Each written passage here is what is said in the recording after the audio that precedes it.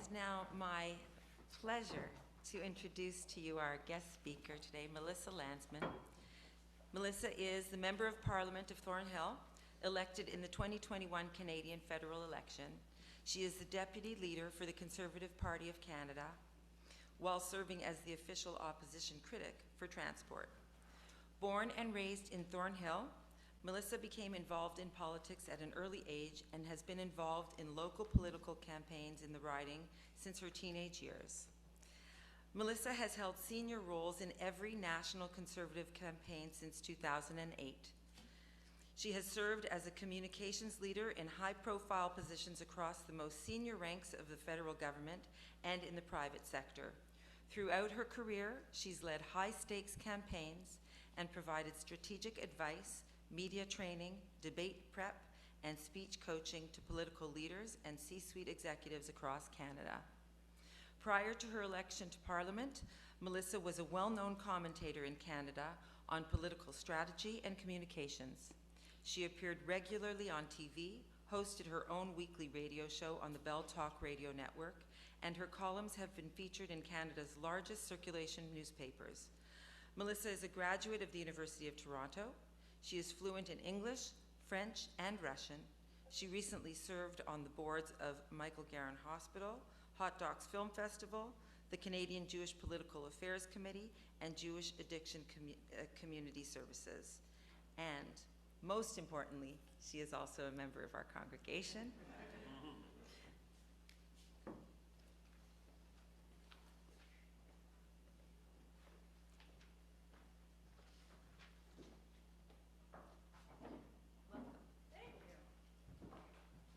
Could have shortened that. My mom would have just said she could have been a doctor. Could have had a real job. But thank you so much for the warm welcome, the introduction, and for your wisdom and your insights in guiding me through some of the happiest moments in my life and some of the hardest moments in my life. And that's what this place means to me. And one of the things that I've always taken from this congregation is that everyone has a story, and we hear them all the time. And those stories could be incredibly important. They tie us together as a nation under this roof, and they bind us through a shared history of our faith and of our Jewish identity. And that's what, Aviva, you mean to me, that's what Habonim means to me. So I want to spend a little bit of time telling you about my story, and I hope that it'll let you learn something about me, who I am, how I got here, and why I do what I do, and hopefully by the end of it you'll join me. It doesn't start in this country, and it doesn't even start with me. It starts with my parents over 50 years ago, and I talk about my parents. My mom has since passed, which is why I'm here for Yizkor, but I talk about them as a unit because that's how I know them. But they were born in the USSR. It's a country they lived in for a third of their lives, and they saw firsthand the oppression, the fear, the lack of opportunity that defined the USSR. And I say that because they left in '73, and they decided to leave, and they sought a better life in this place, and that place was Canada. So after 25 years of living behind an iron curtain, this is the country that they voted for the first time in a fair and democratic election. This is the country where they were able for the first time to feel safe in their own community. And this is the country where they were free for the first time to speak their minds, to worship as Jews, and to make their own decisions about how to raise their family. And I never, ever forgot that, being raised in a home with two Russian parents who wanted everything but going into politics for me.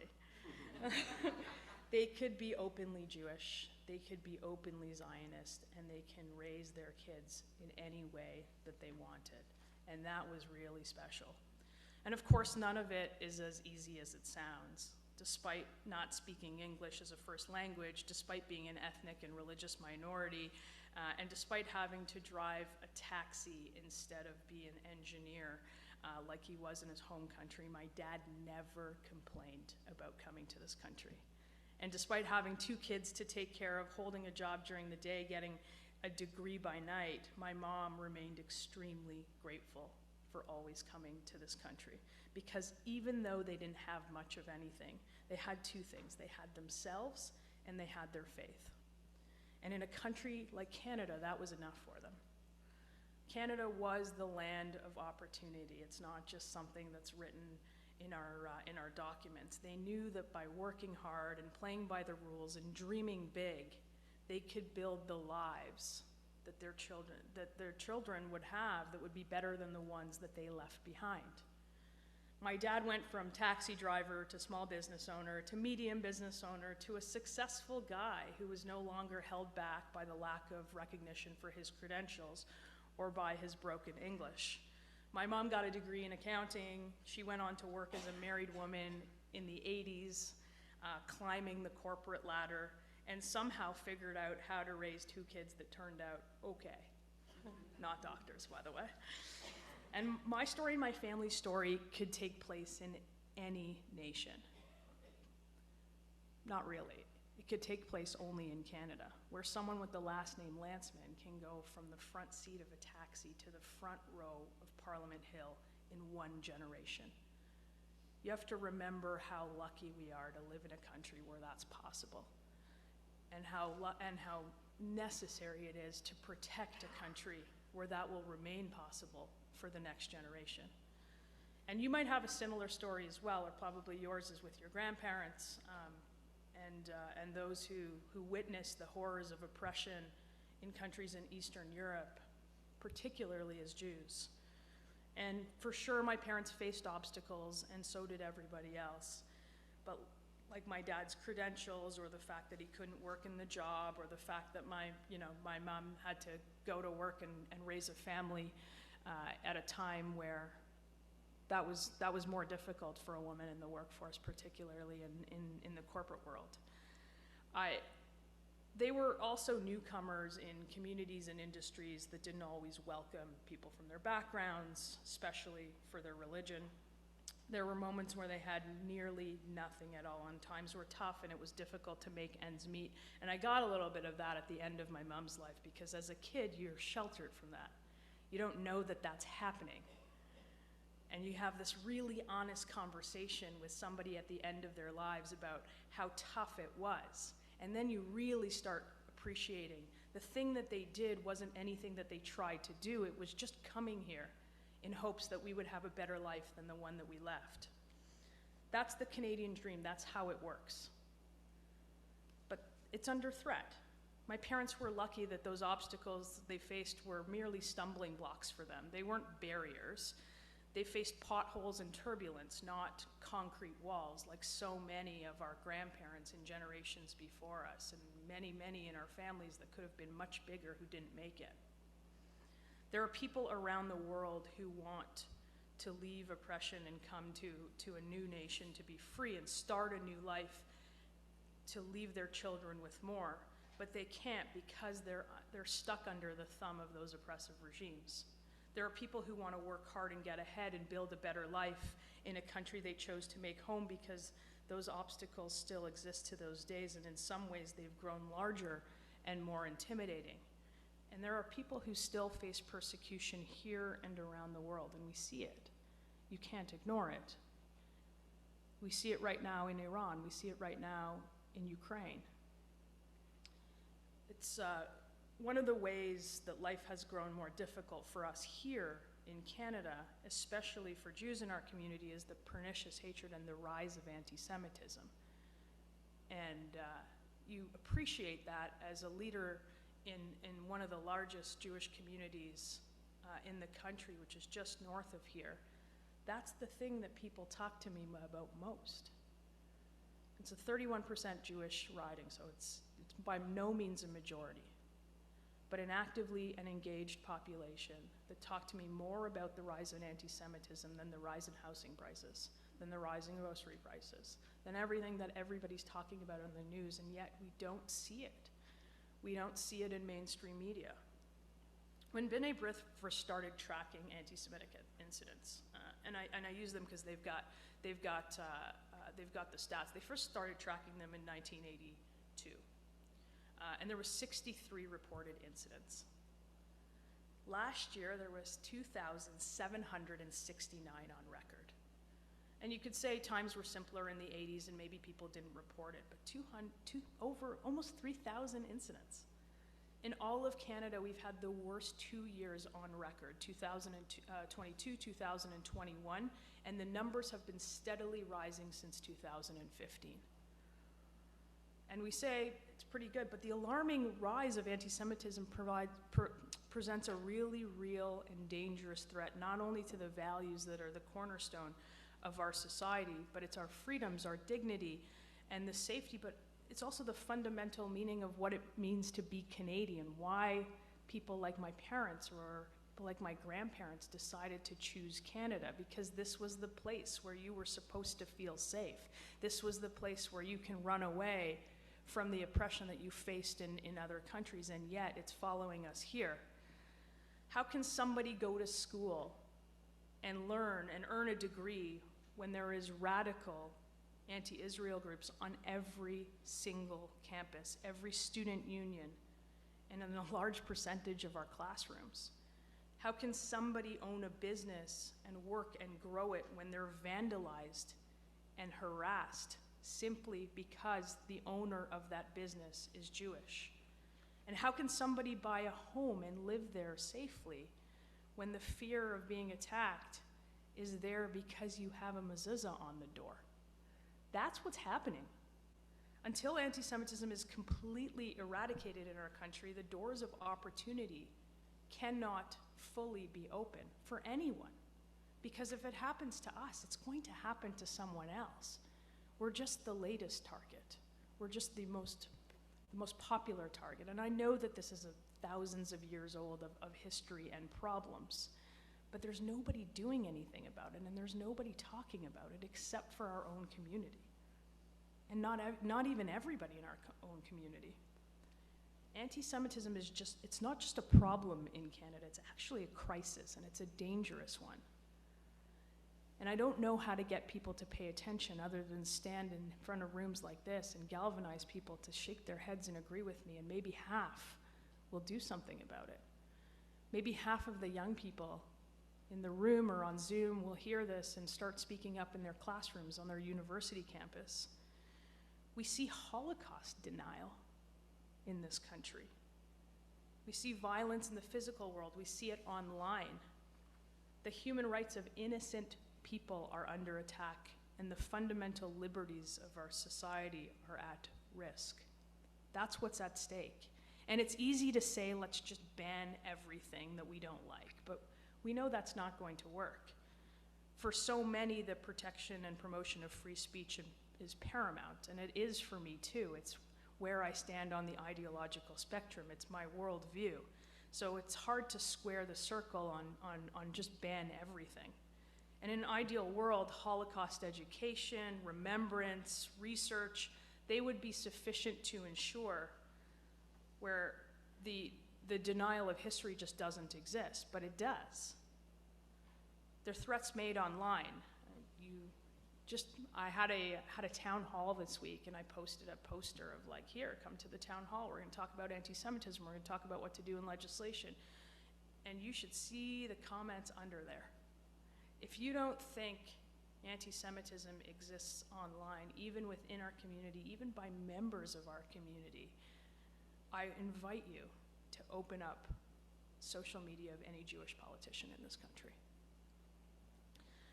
We want a country where Israel flags aren't burned. We saw the case in Montreal. And it's under the guise of anti-Israel behavior, and make no mistake, it's full-out Jew hatred on campuses and our streets. There exists an enormous amount of evidence and survivor testimony and eyewitness accounts from those who were liberated from death camps, and simply that's not enough to stop the denial. There are survivors still amongst us. There are stories still being told of our grandparents, our friends who were there to witness it. And in the face of all of that, the denial of the Holocaust and the distortion of the Holocaust still persists. Online hate still persists. from the far right and from the far left as well. Eventually it becomes a full circle of crazy. Because it persists, it's necessary to fight it with the tools of legislation in the absence of the efficacy of existing laws. We say, why doesn't anybody do anything about it? Well, the laws on the books aren't that powerful. So that's where I invite you to help me out. And that's why I invite everybody from the community to help me out. We've got no shortage of lawyers in our community on figuring out how to make legislation stronger and how to have powerful deterrence so these things don't happen again. That's what we want to do. And it's unacceptable to see the flag of Hamas terrorists in the streets of Toronto.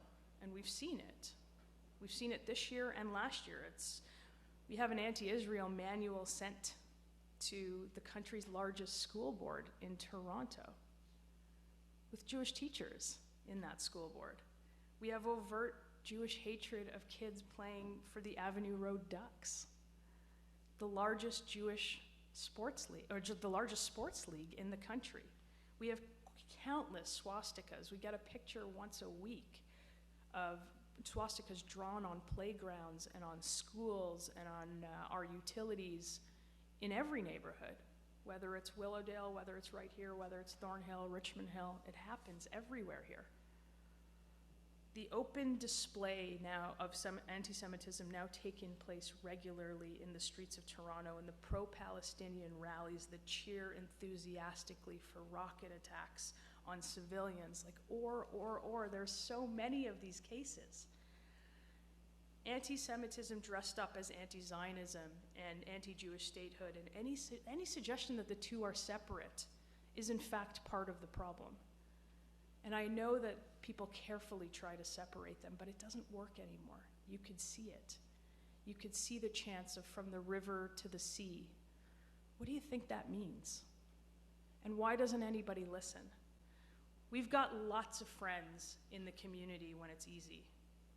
But when the government funds vile anti-hatred, do you remember a guy named Laith Marouf? Laith Marouf got, he was hired under the guise of an anti-racism program. He got $600,000 of government money, probably more than that. We just haven't figured out how much. And it took a month for anybody to say anything, even when our Jewish parliamentarians, no matter what party they were in, said something. And still, to this day, nobody's gotten punished, nobody's gotten fired. So of course it'll happen again, because there was no consequences, there was no powerful deterrence. And it often feels like you're the lone voice when you get up in Parliament and you scream about it and then nothing happens. Calling out the hatred when it occurs, and I'll do the same when it happens in my party, I'll do the same when it happens in the Liberal Party, because the issue is more important than party politics to me, and nobody is paying attention. Trying to fight alongside those in school boards, in unions, and even in our own government, the people sitting through diversity and inclusion programs only to realize that they conveniently left out anti-Semitism as one of the pieces of diversity inclusion. You hear these stories, and yet you hear them nowhere on the news. The only option to building a safer, freer, more just Canada where Jews and all members of every religious community, of every race, of every creed can live safely and together is to get louder about it. That's the only choice we have left. Only by being active, by being engaged, by being united, we can overcome this. And I know people say that to you all the time, but time's running out on this one. I know you know a little bit about my story now and what drives it, and the fact that I think that we need to build a strong and prosperous Canada based on the values that people like my parents and grandparents came here for. And that includes eradicating anti-Semitism. It includes being proud and public about fighting it. As a proud and public Jew and a representative of Canada's largest Jewish community in Parliament, I know firsthand how dangerous it could be and how uncomfortable it could be. My office requires security, and oftentimes so do I. I know that's a scary proposition, but as a child of immigrants, I know how powerful our Canadian dream is and how important it is to protect it, and this is one of the ways. And I know deep down inside, if we fought harder, if we funded Jewish education, if we funded Zionist education, if we allowed the next generation to hold their heads higher on this, that we would be better off than we are right now. And so my mission is to fight for those ideas, and I invite you to fight with me. So people like my parents who love freedom, who love their families, who love their proud heritage and their beliefs can get ahead in this country, a country that they came to. I believe that it shouldn't matter where you came from, but where you're going, and that it shouldn't matter who you are, but what you can do. And it doesn't matter if your name is Shapiro or Singh or Lee or Lantsman. You should be able to live in the country that you came for, the country that you were born in safely, and in the freedom that you value, and in the liberty that you value, and in the ideals that this country is. And I hope that you'll join me in the stand against anti-Semitism, and I hope that you'll help me out with putting forward good legislation, good regulation to stop this from happening again. On Shavuot, it's not lost on me, we understand that we're given the gift of a nation. That's what we talk about. But on Monday morning, we'll go back to a world that wants to take it away again. And all I want to see is a community that isn't going to roll over and let that happen. And it's not going to happen as long as I'm in the chair in Parliament. And I'm going to make sure that the person that takes that seat after me is just as committed as I am. But I need the help of the community. We need to get on one page and realize that this is a problem. And we will use the power of legislation, we will use the power of the law, we will use the power of our poison but not completely lost institutions, our community, our police forces, to get what we deserve, a Canada where Jews feel safe. It's important. And I really thank you for the invitation to give you that message today. And Lauren and I love being members here, and we thank you for having us, and Hag Sameach.